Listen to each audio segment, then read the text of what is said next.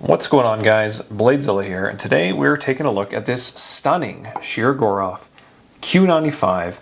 It's the New Year 26 in white micarta, a knife that no one really knew was coming, that kind of just came out of the blue, came and went very, very quickly, was a bit overshadowed, I'd say, by the Quantium TKM. And this beauty, let me tell you, really cool Q95 release that very few people seem to have gotten because there's not many of these that made it into North America, is my understanding. Geez, oh geez, they went fast. And so we were able to grab one. We'll do a short and sweet video on it. I wish I could have gotten more of these things, but unfortunately, just given the fact that there weren't many made in the first place, that New Year's or winter typically isn't a huge celebratory knife kind of timeline. You know, some people do Christmas, some people do some New Year's, some holidays. I'm glad Shirogorov did one.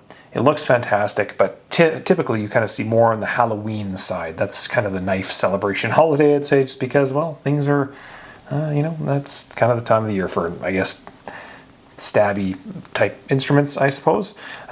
Anyway, so we got a cool one to talk about today. It's not going to be long, but we got a cool one on the docket. So the Q95 Ursus New Year's Q95 Ursus New Year's 26 white micarta with LMAX and multi-row bearings. And I'm filming this actually after the TKM video, which I talked about for half hour, 40 minutes. Convinced it had multi-row bearings because the box, the sticker, the specs, everything said multi-row bearings. Turns out that was wrong. That one had roller bearings, which was a fancy upgrade and a substantial, expensive upgrade, which is awesome. So this one is in fact multi-row bearings, so I can rest assured there's not going to be that type of an error today. So anyway, guys, sit back, relax, grab yourself a cup of coffee, wine, beer, Coca-Cola, whatever you're kind of into that's appropriate for the time of the day. And let's get started. But as a reminder, check out Bladezilla.ca. That's my website here in Canada, where a lot of the cool knives featured on this YouTube channel are available for sale. Just added some pre-owned stuff. I don't do a ton of pre-owned knives, but these particular ones, super, super sick. An Astrum Touch from a few years back, and another WKM. Those knives are just so beautiful. Some Striders, some purple stitches. Those are back in stock. Have a single TKM sitting on the site, an Outbreak SOCOM. Lots of Shirogorovs, lots of CKF, Rockstead, TRM, Koenig, all kinds of good stuff on Bladezilla.ca. You'll notice one knife that is absent, and that is the Q95. Just this one here. Geez, wish I could have got a stack of these because it's a really nice price point, and a really nice release, and it's just a color you don't really see very often from anybody. In that white micarta. I didn't even know white micarta was a thing. Traditionally, when I think of micarta, I think of burgundies and green, standard micarta, maybe some black, maybe some natural canvas micarta, but certainly not white. Looks great. I thought it was G10 the first time I saw it. I was convinced. But there are some hints and a couple giveaways, and we'll talk about that. Basically, you know, there's some kind of dirtiness around the edges, and that's kind of part and parcel with micarta. But anyway, where to start on this one? Well, it's essentially the same price as a Q95 Ursus, and currently the Q95 line we've seen. I'm trying to think here. I think there were 4 original colorways of the Q95 Ursus when they launched, and I don't remember them off the top of my head, but I thought it was like a blue, a micarta, a green, and a black, maybe? That sounds right, which was more of a gray, I think. And then they went right up the scale with a Q95 Touch for CCKS, I believe, was the knife. Beautiful, stunner of a knife. Very different than the Ursus because now they went to M390 steel. They went to a carbon scale instead of micarta standard. And it is a very, very nicely done knife. The only difference is the ergonomics of it were a little more concave, a little more sleek, slender, nice. And it was a very expensive Q95. And up until now, they haven't had any high-end production Q95s. They've only been these entry-level Ursus knives. Ursus meaning machine ground blades, for those who don't know. So all of these are machine ground, super consistent, all the way around, nice and deadly straight. The gap between the tip and the backspacer are all very, very close on the Ursus lines because they're, you know, putting blades in machines and getting out a consistent output. Two things I did want to comment on this one compared to the standard one. So you get this really nice blue anodized titanium liner, which looks gorgeous. You get the pivot color to match, which looks, once again, very, very nice. The hardware on the front is their standard Shirogorov bits, which is, you know, classic, classy, bougie, and sassy. Not ratchet. And then you'll see on the back here, this is their new style kind of Q95 Ursus, I guess you want to call it that, but it's essentially just an Allen key that they've kind of figured out a way to do in a triangular pattern that you can kind of put in there, and you know, it's field serviceable. You don't need the Shiro tool necessarily, but you know, the first round of those knives came with this little keychain tool for that, which was, I think, a nice touch. I'm not sure if they're all still doing that. I think the ones I have still may have the tool in it as a freebie add-on. I don't know if that's going to stick long term, but hey, get it while you can, right? You'll see the clip as well as that nice blue anodized. It's attached externally instead of internally. Same size hardware between the two. And then the front pivot obviously is a little bit bigger. I think the front looks like it's probably a 5 mil and the back's probably 4 mil. It's either 3 and 4 or 4 and 5, I'm guessing. Nice milling as well on that clip. Pops through the anodizing. You know, it's still a Shirogorov, so it's still a high-end feel, fit and finish. It is on those multi-row bearings, which I can't recall where it set it, but for some reason I was thinking it was inside the handle. Maybe I'm wrong. Usually it's right back here at the top. Maybe we can find it as a team. Let's see, is it on the front? Come on, MRBS, pop out on the knife for me. Well, I'll have to find it.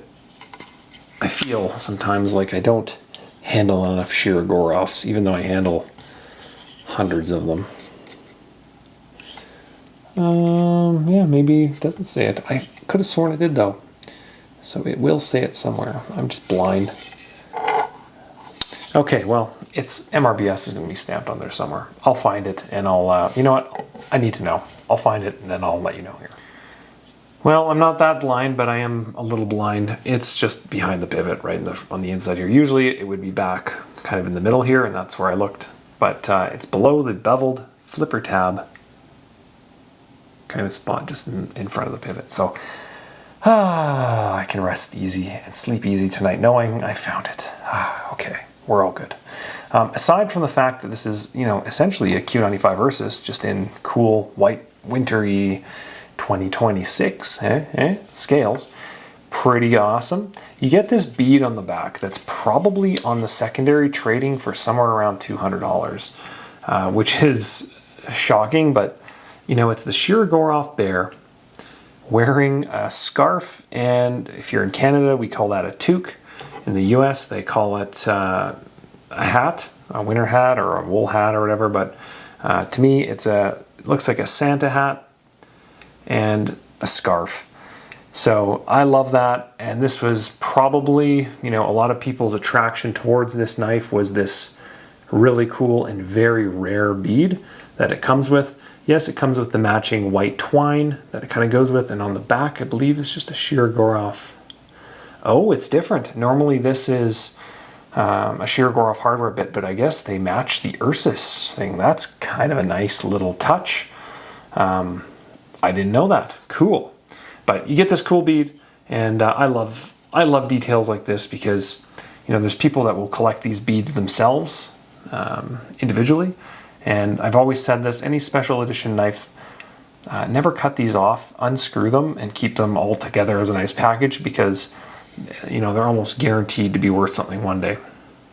And you cut it off, you know, it might affect things by, you know, $100.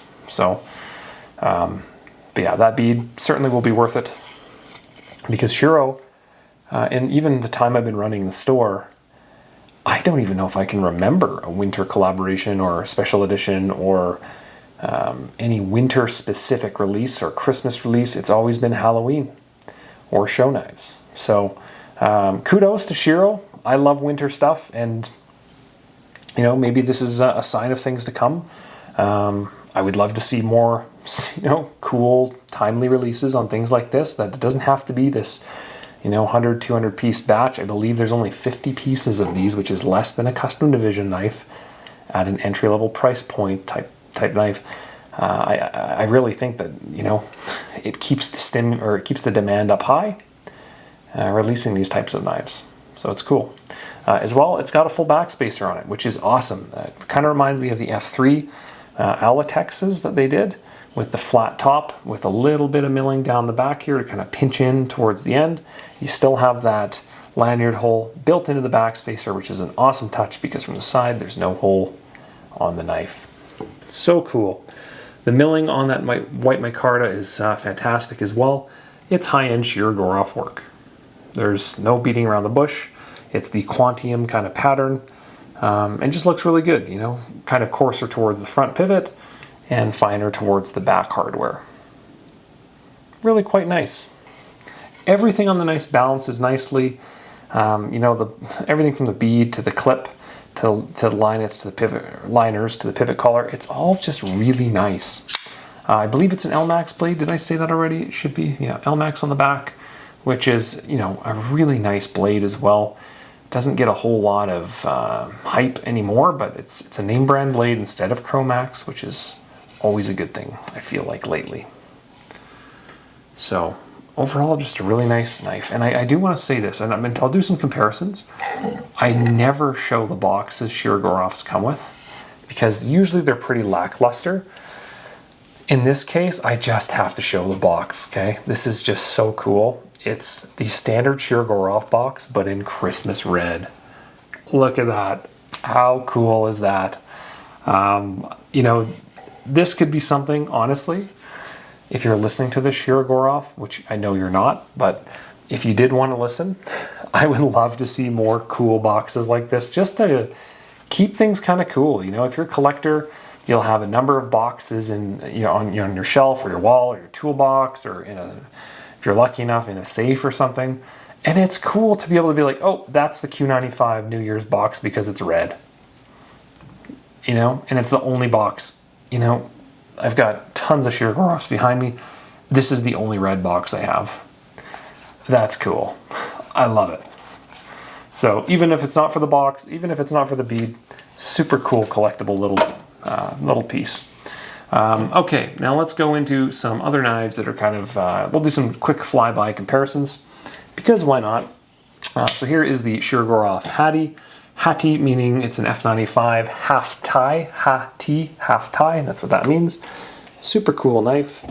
Let's get an Astrum going.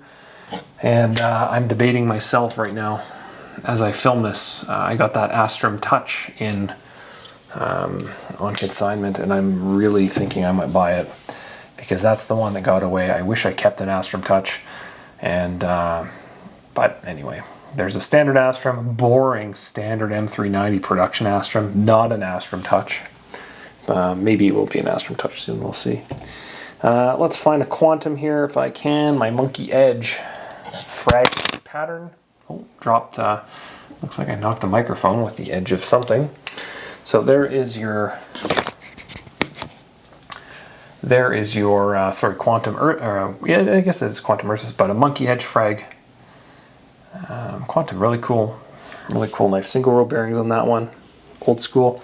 Another E-Knives Quantum, actually, that I was able to track down. Same knife, just multi-row bearings, a little more, a little different pattern. I think they call it the EK Hex or something. I wanted to call it the HEKS Hex, but that never went anywhere. I thought it was clever. Let's go to the F95. This is a Braces. My 2025 knife of the year, actually, was this knife. And for nothing more than it's so cool. It's an F95 on phosphor bronze washers in a cool kind of cutout pattern, but to me, it's another keep it simple, stupid knife, KISS as they call it, keep it simple, stupid. And it's just a throwback to, you know, 2017 or something, almost 10 years ago, 9 years ago. Really cool knife. And I really, once again, if Shiro's listening, make more of these cool phosphor bronze, simple knives. Like, these are so well done. It's not a big stretch to do, and I just think it's right up my alley. So I managed to keep one, and I think they're pretty cool. I think they're super, super cool, actually. Let's find ourselves I thought I had a standard Quantium here. There it is. There's a blue one. Just to kind of show what a G10 variant of a similar pattern would look like, but there you go. There's your standard Quantium Ursus, and there's a Quantum Ursus with a tan pattern, just so happens. Super cool as well. And then do we want to do a size comparison of any other knives? Do we want to do, we've got an RKMP here as well. Two different kind of tiers, but just for some mid-size stuff. I have a Stellar Carbon as well beside me somewhere. There it is. Stella. If anyone's a Seinfeld reference, Stella. Elaine yelling. Funny show. But there's your Stellar Carbon. I'm surprised they didn't call this the Stellaris, given that of the custom division Stellaris knife, but really cool because these are the first production run, so you kind of get that upgraded weave in the carbon handle, which I still think is so cool. That zigzag pattern looks so good. You kind of get that anodized clip and back spacer, and then they've upgraded the steel. Instead of M390, you're getting M Magna Cut. So I did a whole video on this knife, check it out, but there's your standard first production Stellar. Beautiful knife, and worth a lot of the praise that knife is getting. Also very tough to track those down. So if you find them, try to get them. We're going to do a fat strip as well, which actually is thinner than the Q95 handle. And this is not a thin knife, but just because the liners of the Q95, they're quite thick, quite robust. And the beauty of these mid-size ones is it's a 5mm blade stock, and it's just kind of a quirky build, right? Really cool knife. I should probably be doing mid-size comparisons with a standard fit strip. As we know, they did 3 variants of this design: the skinny, the fit, and the fat. This being the fat because of, well, it's got massive blade stock on it. And once again, I've done a video on this. Feel free to check it out if there's interest, but just a cool, quirky monster. And then I have a Neon here as well, which is just for size comparison, but that's a sprint run Neon. So there you go. What else do we want to show in comparison to the fantastic Q95? Well, I'm going to grab an Umnumzon because that's what's beside me for those CRK fanboys, myself included. The Zon clan has to definitely has one of the more loyal followings, just like Shiro. But there you go, Q95 versus Umnumzon. I think that's what I'm going to leave it at for size comparisons, as I don't really have any other ones that I want to kind of get into too badly. Where from here? Well, if you can find yourself one of these. It's not a sprint run, it's not a custom division, it's not a special edition or collaboration piece. It's just a cool, funky release. You know, if you're looking at current versions of the Micarta Q95s, is this worth more? Absolutely. If you can get it, absolutely. Is it practical? Well, I can't really envision a world where a white-handled knife is very practical, because it's going to get dirty. In fact, like I said earlier, they're dirty out of the box because it's bright white. And anything touches it, yes, you can clean it, yes, you can wipe it off. But it's a white knife, so it's a winter knife. It's supposed to look like winter. The problem is, if you drop this knife in the snow, are you going to find it unless it's upright like this with this big blue back spacer?